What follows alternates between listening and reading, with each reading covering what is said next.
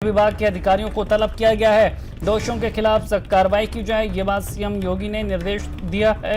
अगर सरकारी ठेके से शराब ली गई है तो ठेका सीज किया जाए, दोषियों पर एनएसए लगाया जाए, दोषियों की संपत्ति जब्त कर नीलामी होगी, उससे मृतकों के परिजनों की क्षतिपूर्ति की जाएगी। ये बात सीएम ने साफ तौर पर कही।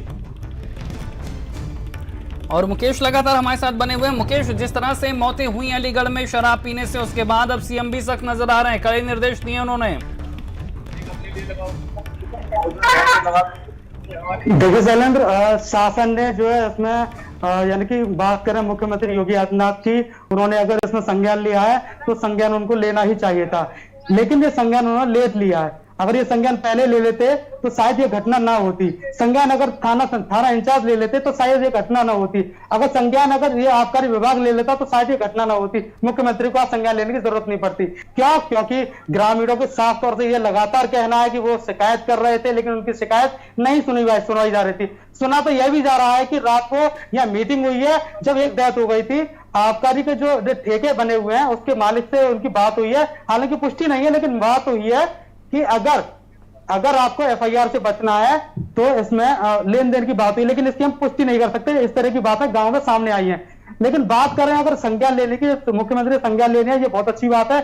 और अब गांव के लोग ये कह रहे हैं कि उनको मुआवजा मिलने चाहिए, लेकिन मुआवजे से उनकी भरपाई नहीं हो सकती जिनका एक सदस्य घर से जा चुका है। जी बिल्कुल मुकेश, लेकिन जिस तरह से सीएम ने सख्ती दिखाई है, एनएसए लगाने की बात कही है, कार्रवाई की बात कही है, शराब ठेके को सीज करने की बात कही गई है, अगर ये सब वक्त रहते हुआ होता, अगर प्रशासन सतर्क रहता तो ये नौबत आज ना आती। बिल्कुल शैलेंद्र, अगर ये जिला प्रशासन, संबंधित थाना इंचार्ज और खास करके आबकारी विभाग अगर ये पहले से सतर्क होते तो ये घटना ना होती। लेकिन इतने बड़े विभाग होने के बावजूद घटना सामने आती रहती हैं। कहीं ना कहीं लापरवाही होती है कि बस उन्हें अपनी नौकरी करनी है, नौकरी का समय बिताना है, और अगर कुछ मिल जाए तो ठीक है। कुल मिला के यह है कि उन्हें नौकरी के दौरान उन्हें कोई फर्क नहीं पड़ता किसी की डेथ हो रही है, क्या हो रहा है। लगातार शराब जो अवैध रूप से बेचने की जो है शिकायतें मिलती रहती हैं। खास करके लोधा क्षेत्र, आपको बता दूं एक ये और है कि ये लिंक करता है दिल्ली और नोएडा को। यहाँ से जो हाईवे है, हाईवे से के पास से जो थाना क्षेत्र पड़ता है, यहाँ बैरिकेड तो होता है और शराब पकड़ी भी जाती है, लेकिन शराब पकड़ने के बाद में आरोपी छूट जाते हैं। आरोपी छूटते हैं, फिर से वही कार्य करते हैं। कुछ समय के लिए काम बंद होता है, लेकिन वो जो 2 नंबर का काम जो होता है वो लगातार जारी रहता है, जिसकी घटना आज देखने को मिल रही है। आज 7 लोग। बिल्कुल मुकेश, आप हमारे साथ बने रहिए। तो एक बार फिर अपने दर्शकों को हम बता रहे हैं, अलीगढ़ में शराब से 7 लोगों की मौत हुई है। 5 मौत शराब पीने से बताई गई है, 2 अन्य की पोस्टमार्टम रिपोर्ट अब इसमें बात क्लियर होगी। लोधा क्षेत्र के करसुआ समेत कई गांव में मौतें हुई हैं। अभी भी कई लोगों की हालत गंभीर बनी हुई है, सभी को अस्पताल में भर्ती कराया गया है। बड़ी खबर हम आपको अलीगढ़ से बता रहे हैं।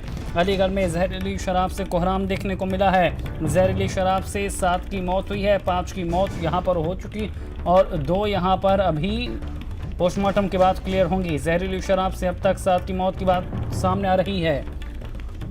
भ्रष्ट अफसरों के खिलाफ कोई कार्रवाई नहीं की गई है। और इसी खबर पर ज्यादा जानकारी के साथ हमारे स्टेट हेड वीरेंद्र सिंह जी हमारे साथ जुड़ गए हैं। वीरेंद्र जी, लगातार यही तस्वीर सामने आ रही है कि जहरीली शराब लोगों को काल बना रही है। जो भ्रष्ट अधिकारी हैं, जो नेक्सस है, जो इस तरह की मौत बांटता है, उस पर कोई कार्रवाई नहीं।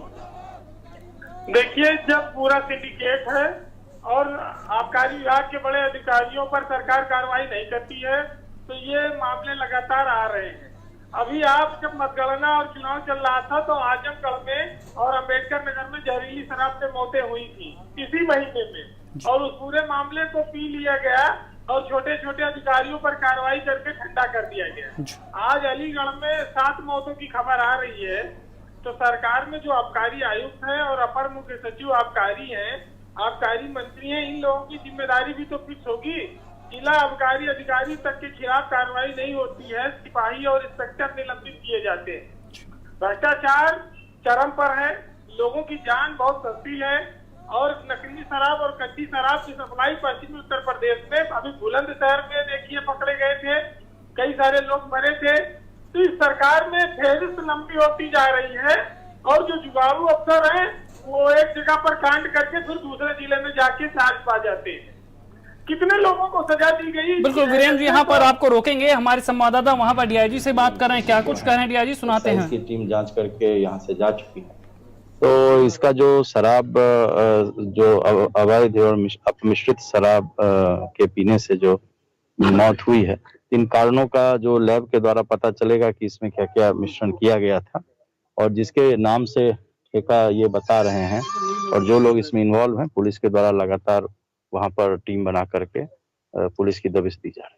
सर, अब तक जो जानकारी दी गई है आपको, कितने लोगों की दी गई है, कितने लोगों की डेथ होगी और कितने लोग इनमें जो गंभीर है जो हॉस्पिटल में एडमिट है? देखिए, अभी तक जो जानकारी है कि जहां हम लोग खड़े हैं, ये जो करसुआ गांव है और ये जो IOCL का यहाँ पर जहाँ की पेट्रोल यहाँ पर टैंकर है, जहाँ पर काफी संख्या में ड्राइवर्स आते हैं यहाँ पर गैस के लिए, तो यहाँ उसमें से 2 लोगों की मौत हो गई है इस जगह पर जो ड्राइवर आए उनकी, और इसके अलावा गांव के जो 3 लोग हैं करसुआ गांव के, इनकी मौत। इसके अलावा जो अभी उसकी पुष्टि कर रहे हैं, हमारे लोग गए हैं, अगल बगल के भी 1-2 गांव में 1-2 आदमी के शराब के पीने से बीमार होने की और इनकी खबर है, तो उसकी भी पुष्टि हो जाएगी। हॉस्पिटल में अभी तक जो पता चला है कि 2 लोग हॉस्पिटल भेजे गए हैं, उनका जो है वहां पर डायलिसिस, वहां उपचार उसका किया जा रहा है। सर, जिस तरह से बताया जा रहा है, गाँव वालों का आरोप है, लगातार वो शिकायत कर रहे थे कि यहाँ जो है जहरीली शराब यानी कि मिलावटी शराब बेची जा रही है, लेकिन बावजूद उसके ना आपका की तरफ से ना कि पुलिस की तरफ से कोई कार्रवाई नहीं है। गाँव वालों का ये आक्रोश है, उनका ये कहना है। नहीं, अभी तो इस चीज पर चूंकि हमारे संज्ञान में आपके द्वारा अभी ये लाया गया है, यहाँ सारे अधिकारी जो स्थानीय थे सभी मौजूद थे। हम लोगों के स्तर पर ना मीडिया, आप लोगों के द्वारा या किसी के द्वारा कभी हमारे स्तर पर ये नहीं बताया गया कि फलान इस गांव में अवैध और अपमिश्रित शराब बिक रही है। जो प्रथम दृष्टया मैंने आपसे कहा कि जो यहाँ पर शराब का ठेका है, इसका यहाँ जो शराब मिली है उसका ले लिया गया है नमूने के तौर पर, लैब से उसकी जांच होगी।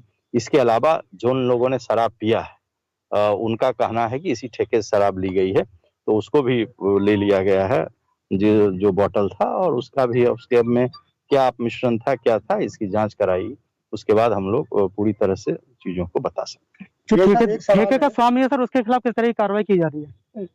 जो भी मैंने कहा कि इससे बड़ा अपराध कोई हो ही नहीं सकता है कि आप शराब में या किसी चीज में अपमिश्रण कर रहे हैं। क्या अब तक उसको गिरफ्तार कर लिया क्या? पुलिस उस पर लगी हुई है और उसको उठाने के लिए टीम बनाई गई है और SSP खुद इसकी पूरी मॉनिटरिंग कर रहे हैं।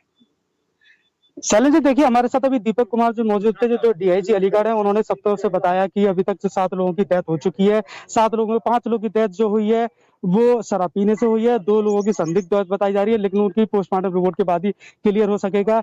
अब जो जैसे कि DIG बता रहे हैं कि दोनों ठेके जो है उनको सील कर दिया गया है उसके, और उसके ओनर को जो है उनको ओनर की जो तलाश जारी है, उससे पूछताछ जारी है कि आखिर अब किस तरह की कार्रवाई देखने वाली बात है कि होगी। अब मौके पे जो मौजूद है अधिकारी आ रहे हैं और उनको जांच कर रहे हैं, और आसपास के जो लोग हैं उनको सांत्वना दी जा रही है, और गांव के हर व्यक्ति से पूछा जा रहा है कि अगर किसी की तबीयत खराब है तो बताएं, उनको ट्रीटमेंट के लिए पहुंचाया जाए।